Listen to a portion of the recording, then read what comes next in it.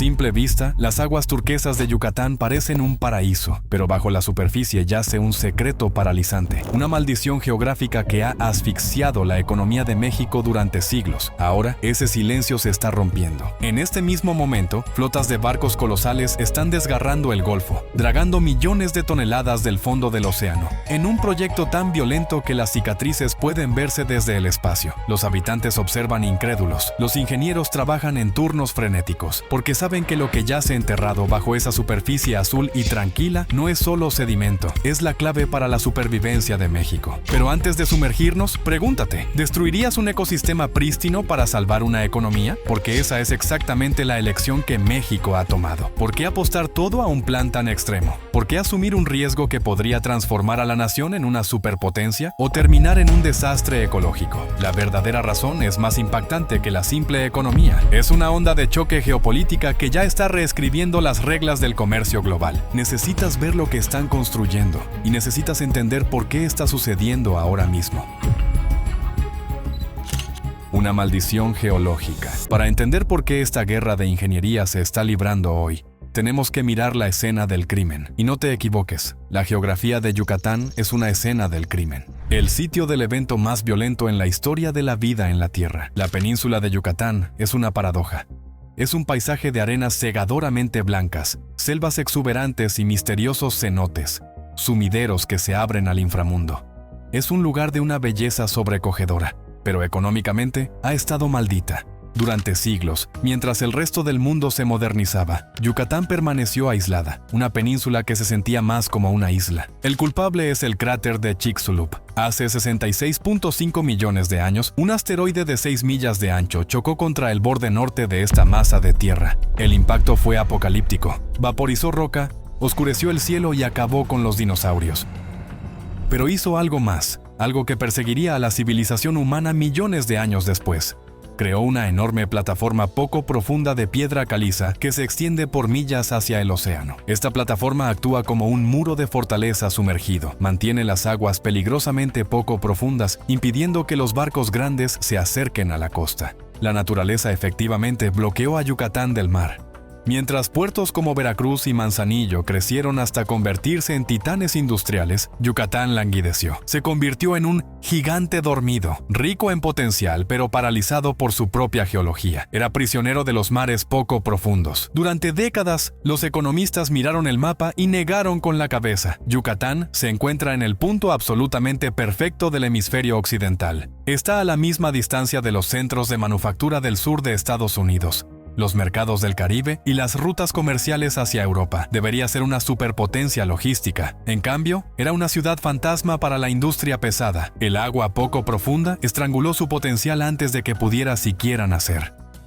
El detonante de 840,000 millones de dólares. Pero la belleza no paga las cuentas. Entonces, ¿por qué ahora? ¿Por qué, después de millones de años de silencio, el gigante dormido de repente despertó gritando? La respuesta no es geológica, es financiera. Y el número que necesitas saber es 840,000 millones. Para el año 2024, el mundo había cambiado. La era de depender únicamente de Asia para la manufactura estaba terminando. Las cadenas de suministro se estaban fracturando y las empresas se apresuraban a llevar la producción más cerca de casa, un fenómeno conocido como nearshoring. En este nuevo orden mundial, México surgió como el hacedor de reyes. El comercio entre México y Estados Unidos explotó, alcanzando esa asombrosa cifra de 840,000 millones de dólares. México superó a China y a Canadá para convertirse en el socio comercial número 1 de Estados Unidos. Fue una victoria económica, pero vino con una trampa aterradora. La infraestructura no estaba preparada. Los puertos existentes se estaban ahogando con el volumen. Las carreteras estaban saturadas y los barcos que transportaban esta riqueza eran cada vez más grandes, mucho más grandes. El mundo marítimo había cambiado a la era post-Panamax. Son ciudades flotantes, embarcaciones que se extienden casi 1,000 pies de largo, 3 campos de fútbol de acero, capaces de transportar 14,000, 20,000, incluso 24,000 contenedores a la vez. Estos gigantes son el alma de la economía moderna, pero son bestias exigentes. Exigen aguas profundas, necesitan amplias áreas de maniobra y necesitan velocidad. México solo tenía 6 puertos que podían manejarlos. Yucatán, con su plataforma de piedra caliza poco profunda, no tenía ninguno. Esto creó un cuello de botella devastador. La carga destinada a Yucatán, o las exportaciones que intentaban salir, tenía que dar un enorme rodeo.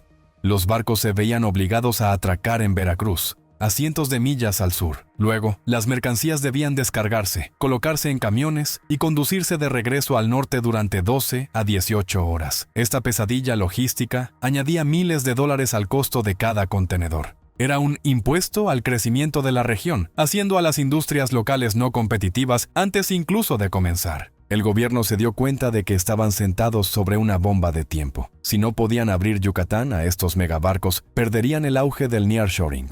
Dejarían miles de millones sobre la mesa. La presión estaba aumentando. La guerra comercial se estaba intensificando. Y lo único que se interponía en el camino era el fondo del océano. La autopista hacia las aguas poco profundas. El símbolo de esta lucha desesperada es el puerto de Progreso. Si lo miras en un mapa, parece un error. Un dedo largo y delgado de concreto que se adentra 4 millas en el Golfo de México. Es el muelle más largo del mundo. Una maravilla arquitectónica construida en los años 30 y ampliada en los 80. Pero para los capitanes de la industria moderna, es un muelle hacia ninguna parte. Imagina esto, un muelle tan largo que toma 10 minutos conducir hasta el final, y aún así falla. Incluso a 4 millas mar adentro, el océano lo derrota. El canal de navegación está estancado a una profundidad de 40 pies y un ancho de menos de 500 pies. Para un superbarco moderno, eso es una trampa mortal. Si una embarcación tiene un calado de más de 32 pies, simplemente no puede entrar. El muelle hacia ninguna parte es una puerta cerrada para los mayores transportadores de carga del mundo. El costo de esta limitación es brutal. Desviar un barco a Veracruz añade de 12 a 18 horas de tiempo de tránsito. Luego, las mercancías deben colocarse en camiones y conducirse de regreso al norte. Esta ineficiencia añade miles de dólares al costo de cada contenedor. Estrangula efectivamente a las industrias locales, desde exportadores de frutas tropicales hasta fabricantes textiles, antes de que puedan siquiera competir. El muelle es magnífico, pero es obsoleto. Imagina la frustración. Tienes la carga, tienes la demanda, tienes el muelle más largo del planeta, pero debido a que el agua es unos pocos pies demasiado poco profunda, la economía mundial simplemente pasa de largo. El muelle hacia ninguna parte se convirtió en un monumento a la oportunidad perdida, y por eso el gobierno decidió que si no podían construir un muelle más largo, tendrían que destruir el lecho marino que había debajo. Cirugía en el fondo marino. Frente a una geografía que se niega a cooperar, México ha elegido la opción nuclear. Si el agua no es lo suficientemente profunda, tallarán la tierra hasta que lo sea. Este es el plan maestro de dragado. La magnitud es difícil de comprender. El plan exige la eliminación de 353 millones de pies cúbicos de tierra y roca. Para visualizarlo, imagina excavar suficiente tierra como para llenar miles y miles de piscinas olímpicas. Están tallando un cañón en la plataforma continental. El contrato para esta tarea imposible fue entregado a los pesos pesados del mundo marino, Mexicana Dragados, una subsidiaria del gigante belga Jan de Null Group. Estas son las personas a las que llamas cuando quieres construir islas en Dubái o ensanchar el canal de Suez. Trajeron la caballería. Desde el 19 de junio de 2025, las aguas frente a Progreso se han convertido en una zona de guerra. Las armas de elección son las dragas de succión con tolva. Estos enormes barcos actúan como aspiradoras submarinas. Arrastran enormes cabezales de succión a lo largo del fondo, inhalando arena, limo y grava hacia sus enormes bodegas. Pero Yucatán contraataca. El fondo marino aquí no es solo arena suave, es piedra caliza antigua compactada. Para lo más duro, despliegan las dragas de succión con cortador. Estas son las bestias de la flota. Están equipadas con cabezales cortadores giratorios con dientes de diamante, que muelen la roca hasta convertirla en escombros. Mastican la historia geológica de la región, convirtiendo millones de años de piedra en una mezcla de agua y desechos. El objetivo es preciso: profundizar el canal de 40 pies a 44 pies. Ensancharlo de 492 pies a 590 pies. Suena como un juego de pulgadas, pero en el mundo marítimo, esas pulgadas son la diferencia entre un puerto rezagado y un centro global. La alquimia de la tierra. Pero aquí está el genio secreto de la operación. No están simplemente desechando la tierra, están usando el material dragado para construir el futuro. En una operación típica de dragado, la tierra desperdiciada se arroja al mar. Es basura, pero México está haciendo algo más inteligente. Están realizando alquimia. Los millones de toneladas de mezcla de piedra caliza se bombean a través de tuberías flotantes hacia sitios de recuperación designados. Están usando el mismo obstáculo que bloqueaba a los barcos para construir la tierra que los servirá. El material dragado se está secando, compactando y convirtiendo en enormes plataformas artificiales de tierra. Estas nuevas islas de ingeniería albergarán los terminales del mañana. Soportarán el peso de las grúas, los almacenes, los tanques de almacenamiento petroquímico y los centros logísticos. Están literalmente construyendo el puerto a partir de su propio problema. Esta estrategia ahorra millones en costos de transporte de materiales y acelera el cronograma. Es un ciclo cerrado de destrucción y creación.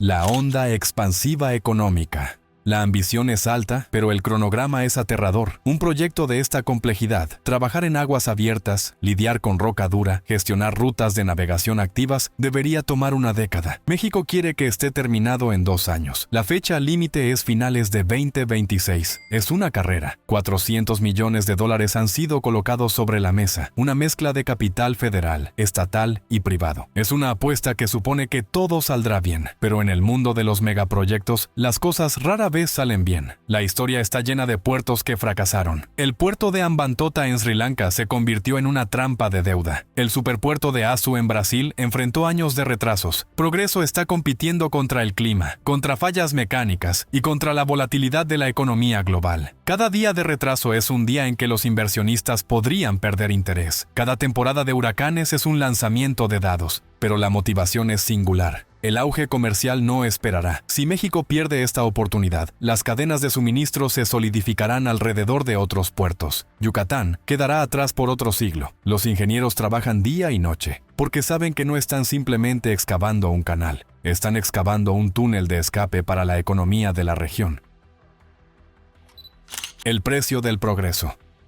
Pero aquí es donde se vuelve aterrador. No puedes arrancar el fondo oceánico sin consecuencias. El Golfo de México es una entidad viva y respirante, y este dragado es un asalto violento a su biología. El enemigo principal es la pluma. Cuando las cabezas cortadoras muelen la piedra caliza, crean enormes nubes de sedimento fino. Si estas plumas se desplazan, pueden ser catastróficas. Bloquean la luz del sol, asfixiando los pastos marinos. Se depositan sobre los arrecifes de coral, sofocando a los pólipos. Obstruyen las branquias de los peces. Las aguas de Yucatán son frágiles. Son el vivero de las pesquerías del Golfo. Son el hogar de las tortugas marinas. Un error aquí no solo cuesta dinero, cuesta un ecosistema. El proyecto opera bajo un microscopio.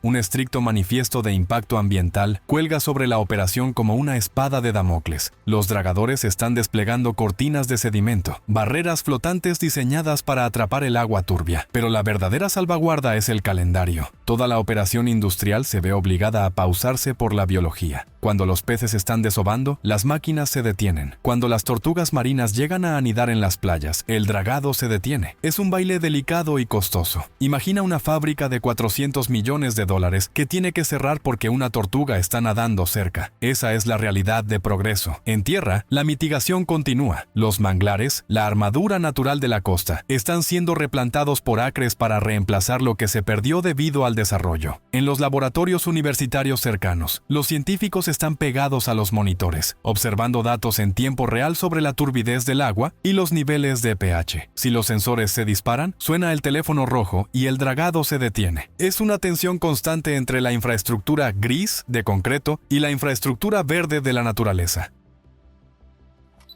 La arteria de acero.